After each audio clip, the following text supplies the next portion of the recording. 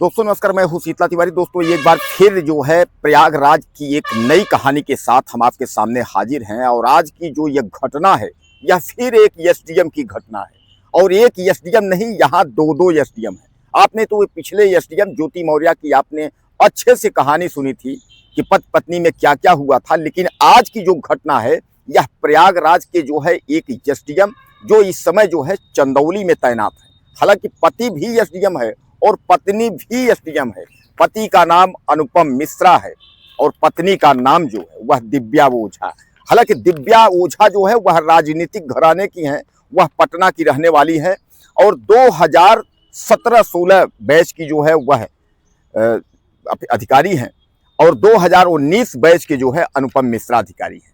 6 साल इन दोनों का प्यार चला और 6 साल प्यार चलने के बाद दोनों जो है रिश्ते को तय करते हैं कि हम एक दूसरे में शादी कर लेते हैं।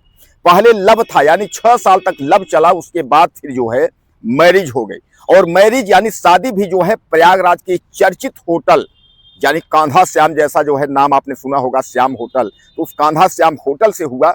खूब सारे जो है करोड़ों रुपए जो है खर्च किए गए। और करोड़ों रुपए में आप समझ लीजिए कि अगर हम प्रतापगढ़ के दिव्या ओझा के पिता की बात माने, जिन्होंने तहरीर देकर के मुकदमा लिखवाया है प्रतापगढ़ के महिला थाना में, उन्होंने साफ तौर पे कह दिया है कि जो एसडीएम मेरा दामाद है वह जन्मजात जो है एक तरीके से वह नपुंसक है।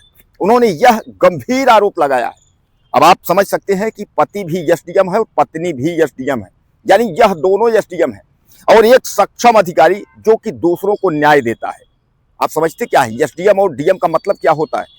यानी एक मजिस्ट्रेट जो दूसरों को न्याय देता है वह खुद कटघरे में खड़ा है। अब उसको न्याय कौन देगा? यानी उसको भी न्याय की जरूरत है। बहरहाल मैं आपको बता दूं कि दिव्या ओझा के पिता वह जो है प्रतापगढ़ के महिला थाना में जाते हैं और वहां वह जो है लिखित रूप में जो है मुकदमा दर्ज कराते हैं कि हमारे लड़की की शादी जो है वह प्रयागराज के नैनी के अनुपम मिश्रा के साथ हुई थी। हमने खूब सारे खर्च किए थे, जिनमें उसमें जो है बताया जा रहा है कि 40 करोड़ की मांग हुई थी, जिसमें हमने 1 करोड़ दिए थे और 80 लाख रुपए का सामान दिया था। फिर भी यानी दहेज प्रथा का भी मुकदमा है। और उसके बाद जो है सीधे सीधे तौर पे कि वह व्यक्ति यानी एसडीएम अनुपम मिश्रा जो है वह जन्मजात यानी जन्म से ही वह नपुंसक है। यह बात उनके घर वालों ने छुपाई और हमारे लड़की की लाइफ बर्बाद कर दी। इतना ही नहीं, उन्होंने यह भी बताया कि मेरी बेटी दिव्या मिश्रा को जो है दिव्या ओझा को जान से मारने की प्लानिंग थी। उसका ऑडियो वीडियो इन्होंने सब कुछ, मेडिकल रिपोर्ट सब कुछ जो है वहां सबमिट किया है।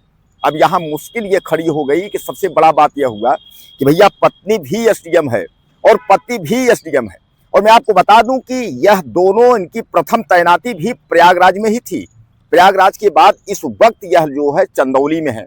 चंदौली में एक सदर में है और एक अन्यत्र, यानी दोनों एसडीएम है, दोनों चंदौली में। वर्तमान में हालात ये हैं कि जब कभी कोई मीटिंग अधिकारियों की होती है तो अनुपम मिश्रा एसडीएम, उनकी पत्नी दिव्या ओझा यानी पास पास नहीं बैठते, यानी एक दूसरे से दूरी बनाए रहते हैं। दोनों एक दूसरे से दूर रहते हैं। यह भी कहा जा रहा है कि दोनों एसडीएम के घर की लंबाई मात्र 15 किलोमीटर है, लेकिन एक दूसरे में बातचीत नहीं होती है।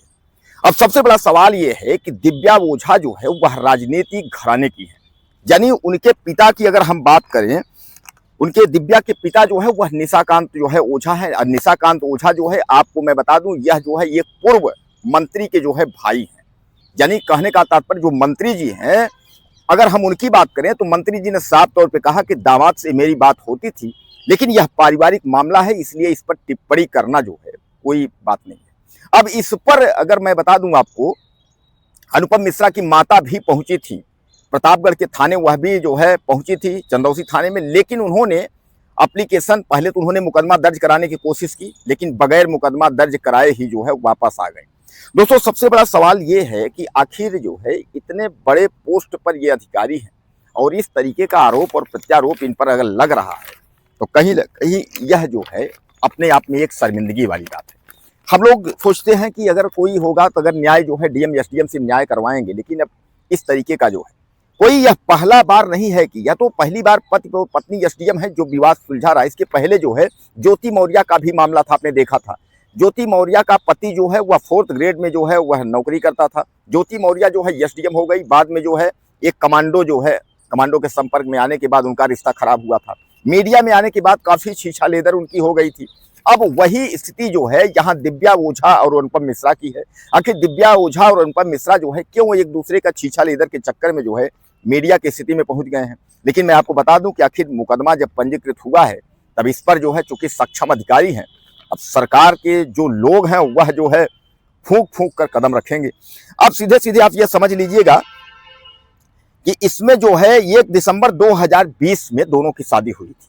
यानी अब धीरे धीरे करके जो है 6 साल हो गए हैं और 6 साल में जो है सब कुछ खराब हो गया। यानी 6 साल में स्थिति जो है एकदम अंतिम छोर पर पहुंच गई है। अब जो अनुपम मिश्रा का परिवार है उसमें किन किन पर मुकदमा हुआ है मैं आप बता रहा हूं आपको।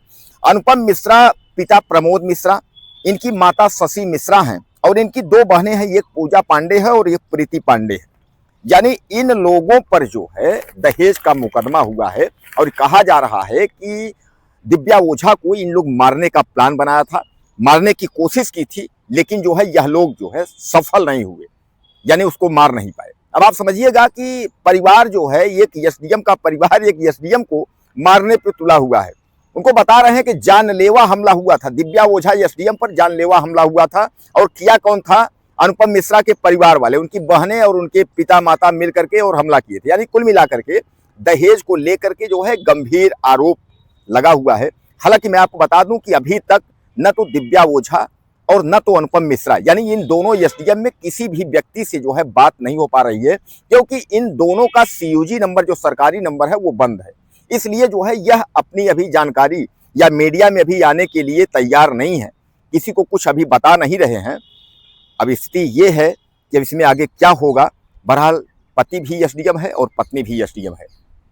दहेज प्रथा का मुकदमा जो है वह पत्नी की तरफ से जो है कर दिया गया है और सीधे जो गंभीर आरोप है वह जन्मजात नपुंसक का आरोप है। अगर ऐसा था तो आखिर 6 साल वो जो प्यार था वो क्या था?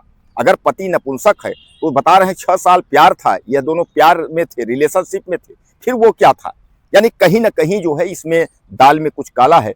अब जैसे ही वक्त या कोई अपडेट आता है तो हम आप तक साझा करेंगे जरूर। तब तक के लिए नमस्कार।